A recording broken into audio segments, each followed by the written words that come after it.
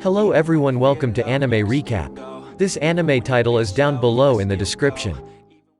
The story begins with our main protagonist, called Eiji Hoshimiya, who is convinced that 10 years ago his wish destroyed the entire world. When he was only a small boy, Eiji made a wish with a special being. He doesn't quite remember what he wished for, but all he knows is that after his wish, people all around the world started dying, and great destruction began. The people who survived tried to rebuild the world, but it has taken a long time. Still, parts of the planet are destroyed. Entire pieces of cities levitate in the sky, green skies, floods all over the world, and beings called the Order. These magical beings can grant wishes and powers. The theory is that one of them caused the Great Destruction, and currently it is suspected there are 2,000 orders all around the world. Eiji thinks he himself is an order. In the present day, this is all part of everyday lectures in schools. Eiji doesn't have a lot of friends, and a lot of the time he is bored in class. After school, he goes to visit his stepsister, called Sina, in the hospital. She has a mysterious illness that none of the doctors can cure. After his visit, Eiji makes his way back home. As he walks down the destroyed streets, he blames himself for everything that has happened. He doesn't remember his wish clearly, but he remembers wishing that the world was destroyed. Suddenly, he sees a group of desperate people marching and looking for orders. Finally, Eiji manages to make it back home. There, he sees a floating girl with purple hair and eyes shaped like a cross. Her name is Daisy, and while Eiji doesn't know much about her, he knows that she appeared on the day of the Great Destruction. She has the power to turn someone's wish into a superpower. Eiji thinks both he and Daisy caused all of this destruction.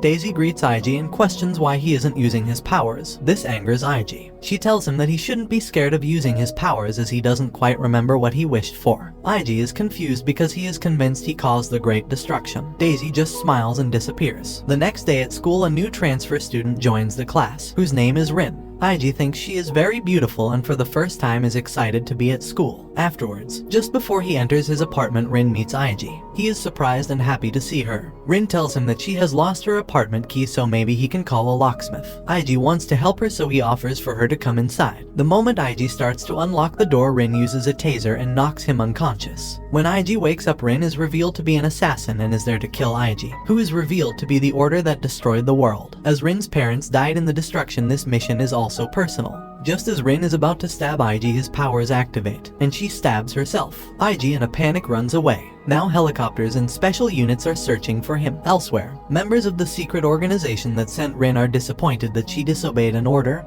and went after Eiji. Sina gets a call, and on the other end is a panicked and scared Eiji. He promises to visit her soon in the hospital. The phone call calms down Eiji and he makes his way to his stepsister. When he arrives at the hospital, it's all empty, until Rin and some soldiers show up. Somehow she totally regenerated and is now holding Sina as her hostage. Rin stabs Sina with her swords and tells Eiji to meet her in another location. Eiji loses control and wakes up in a parking lot where Daisy appears, and she again tries to make him remember his true wish. Eiji finally remembers that he didn't wish for world destruction but world domination. Eiji arrives and Rin unleashes insane amounts of gunfire on him. Nothing happens and Rin starts to heal Sina without even wanting to. Eiji then reveals his Binding Dominator, a power which creates a domain in which Eiji rules over anything. Any being caught in Eiji's domain submits to his will. After he takes over the soldiers, Eiji now moves on to Rin. Rin remembers her parents dying in a giant fire, and she also remembers when she gained the power to heal herself and others around her. In the present, Eiji takes control over her and submits her to his will. She is not allowed to attack Eiji nor Sina. This makes Rin go into a rage, but she is unable to do anything to Eiji. Then suddenly Lieutenant Abraham Louis Frank shows up. He is also an order and has the power of time.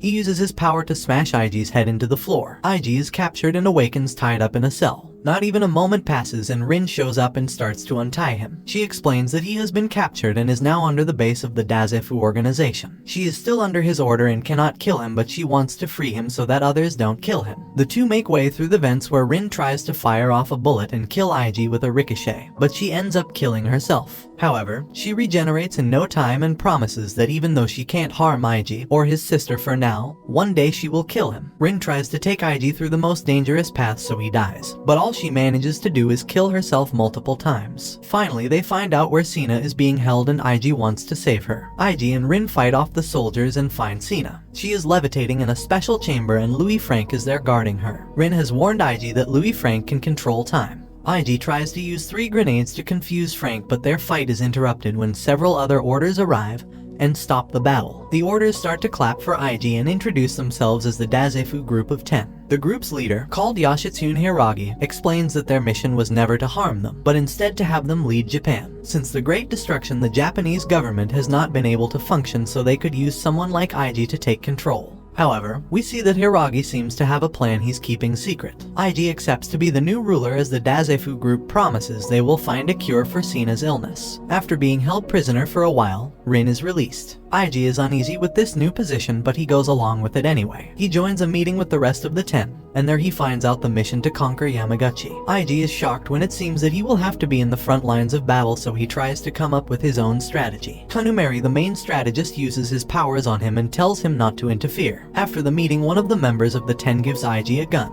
Later, the Dazefu group starts a broadcast with the Prime Minister. The broadcast is seen live on all the screens in Japan. The Prime Minister basically accuses Eiji of controlling the Dazefu organization to overturn the government. The Prime Minister then shows several hostages who are family members of the Dazefu 10. He starts executing them, so Eiji is shocked and has to think fast. Eiji then comes up with a plan to show just how dangerous he is. He begins shooting and killing all the members of the Dazefu Group 10. The Prime Minister doesn't understand what is happening. The broadcast ends and it is revealed that Eiji used his power to fake the bullet shots and all his allies are alive. This was just a way for him to stop the hostages from being killed. Eiji, Rin, and a couple of soldiers move through the tunnel to arrive at Yamaguchi to conquer it. The tunnel starts to collapse and they need to run. In the last moments, the same girl who gave Eiji the gun, called Io, shows up. She is part of the 10 and her order is seeing the future. With her power, she manages to save Eiji and Rin. They manage to escape the tunnel before it collapses. Eiji notices that Io has a strange bunny headband, but when he tries to touch it, Io flies away. She tells him if anyone touches her headband, she will get pregnant. Rin is attacked by Terra, the ruler of Yamaguchi and the Rock Order. Eiji and Io move in closer to help her, but suddenly Io starts to give birth. Confused and scared, Eiji tries to call for backup, but no one picks up on the other side. Terra reveals to Rin that the UN has ordered a nuclear missile to hit Eiji.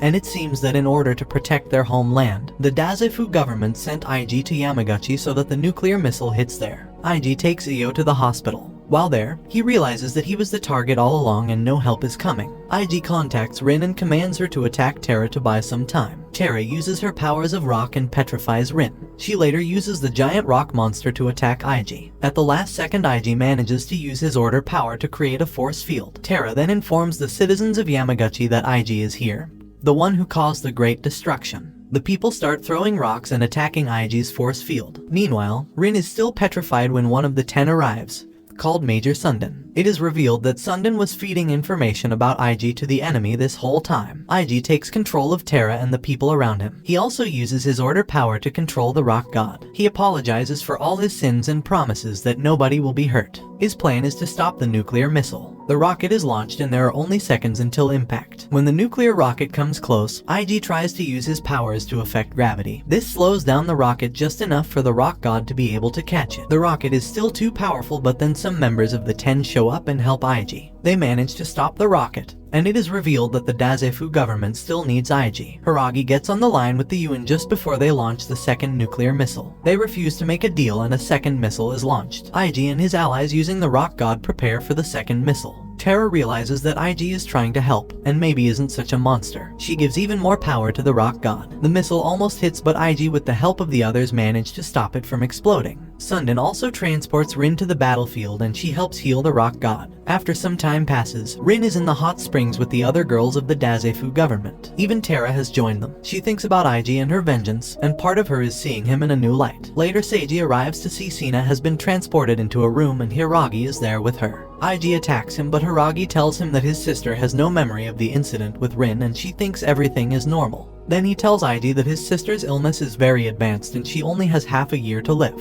Later, Sina is taken in her wheelchair to a special room by Hiragi. There, Eiji shows up and wants to get back his sister, but Hiragi tells him they will test if she has the potential to become an order. Hiragi also uses his order to overpower Eiji and command him to conquer Japan. Eiji and Rin go all over Japan as he uses his powers to slowly take over several cities. He takes over the Yakuza and other organizations that have power over the cities and its citizens. While on their travels, Eiji and Rin grow closer. They start sharing food and slowly the fire of vengeance in Rin's heart starts to become weaker as they both have grown closer. A man with a red eye then appears in the distance. His power is so great even Io senses him. While Rin is getting herself and Eiji some food, that same man appears behind her and releases her from Eiji and his order domain. She now has total freedom to kill Eiji. The Yakuza now seem to be attacking Eiji and he is confused to why his powers did not work. He is confronted by Hattori Hanzo, who turns out to have the same powers as Eiji. Rin shows up and attacks Eiji, also revealed to have the same eye as Hattori. The rest of the members of the Dazefu 10 shows up to help, and it is revealed in battle that Hattori is being controlled by someone else, a man with a red eye. Rin fights her former comrades and Eiji. Hiragi also arrives and uses his order of changing fact into fiction to heal everybody and win the fight. Rin and Hattori also escape. Eiji is confused about what happened, but then Daisy appears and reveals that the one behind this is Eiji's biological father, Hoshimiya Genai. Eiji doesn't believe this new information about his father as he died 10 years ago when the Great Destruction happened.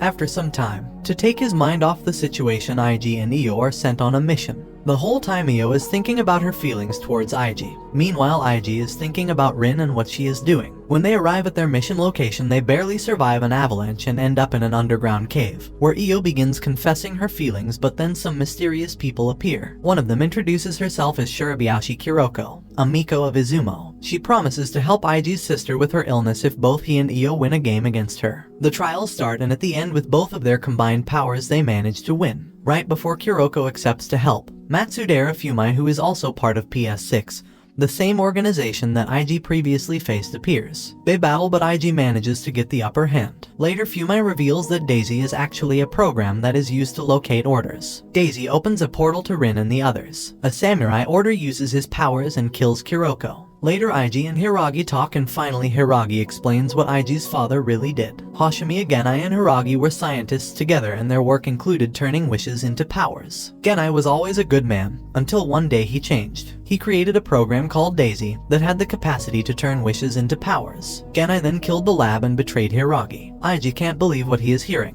Rin and Hattori kidnap Sina, and Eiji tries going after them but fails. He later goes out on a journey with Sundin to find his sister. It is revealed that Genai plans to unleash the second Great Destruction, and Sina decides that she will confront her father to try and stop him. Sina and Rin go out to eat before the meeting, where they connect and share a meal. Rin also tries to prepare Sina for the interview. When Sina arrives, she sees Jinei and she notices that he doesn't look like the father she remembers. He hugs her and tells her an order. Genai had this whole thing planned, and he uses Sina to announce to the world that Eiji is evil and needs to be stopped. Genai then picks up a weak Sina and takes her away. Eiji arrives at the building while Rin and Louis Frank try to stop Genai, but they are defeated. Eiji arrives with an elevator and tries to save Sina. Suddenly, a giant sword slash is unleashed on the building. Eiji gets both his arm and leg cut off, and all the reporters and people in the building die because of the destruction. Genai tells Eiji that he will use Sina once again to begin a great destruction, and that Eiji has a role to play. Right before he leaves, Eiji activates his powers and regenerates, which even impresses Genai. Later, the news blame Eiji for all the deaths, and it seems that Daisy is monitoring people's feelings as hate and anger is spreading. Later, Eiji awakens in a lab with Io by his side. She tries to seduce him, but he refuses her advances as he cannot betray Sina. He explains that she is all he has. He then tells Io that Genai is not his father, but it is revealed that Daisy used an avatar to alter his memories. Eiji and Sina both remembered their father being kind, and he looked different. This was all a way to make them forget. Elsewhere, Hiragi and his team start an attack on Genai's base of operations. Genai and Sina talk, where he reveals that it was Eiji who begged him to hurry up with his research so that they could cure Sina. In his desperate attempt to cure Sina, Genai discovered the gate theory, which showed him that while our bodies are in this world, our minds are in a different reality. He also makes Sina remember everything.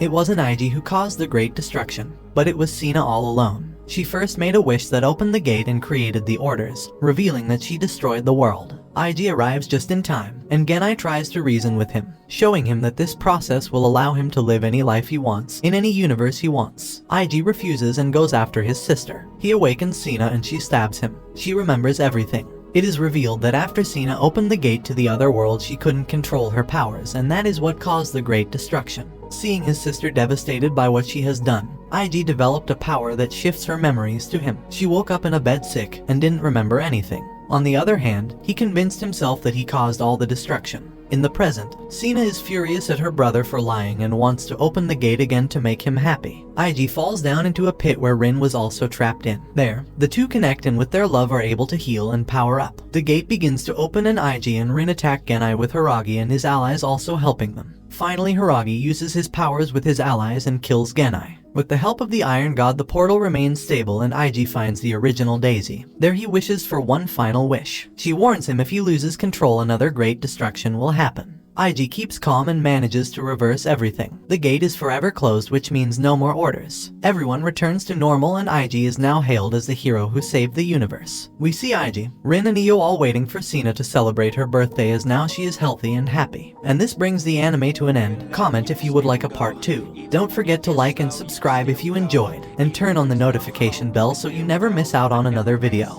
Until next time, take care.